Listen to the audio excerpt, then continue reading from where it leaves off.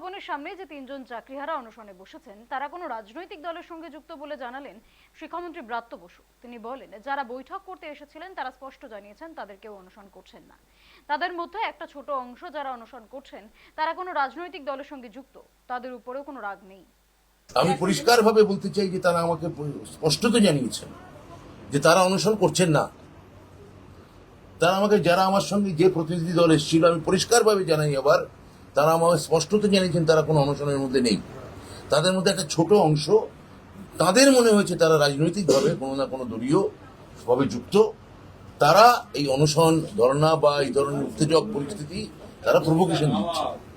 আমার তাদের উপরে কোনো রাগ নেই, কেন তাদের মধ্যেও যদি বঞ্চিত যোগ্য থাকে। কিন্তু আপনাদের বোঝা উচিত, আপনাদের কোনো আচরণ, আপনাদের কোনো বিষয়, আপনাদের কোনো প্রভোকেশন, বাকি কিন্তু হাজার হাজার সত্যিকারের বঞ্চিত যোগ্য শিক্ষক যারা মমতা বন্দ্যোপাধ্যায়ের ওপর, মুখ্যমন্ত্রীর ওপর, সরকারের ওপর আস্থা রাখতে চাইছেন, তাদের ভবিষ্যৎকে অন্ধকারাচ্ছন্ন করে দিতে পারে। ফলে আপনারা যেটা বলছেন এই অনশন টনশন ইত্যাদি কথা, এটা একটা খুব লিমিটেড একটা অংশ চালাচ্ছে এবং ওদের পরিষ্কার, ওদের মধ্যে একটা যে বিভাজন আছে সেটা নিজেরাই আজ করে আমাদের বলেছে। না, আমরা তো অনশন করিনি। আমরা কি করব সেটা ওখানে গিয়ে আমরা আমাদের যারা চাকরিহারা আছে তাদের সঙ্গে আলোচনা করে অবশ্যই করব।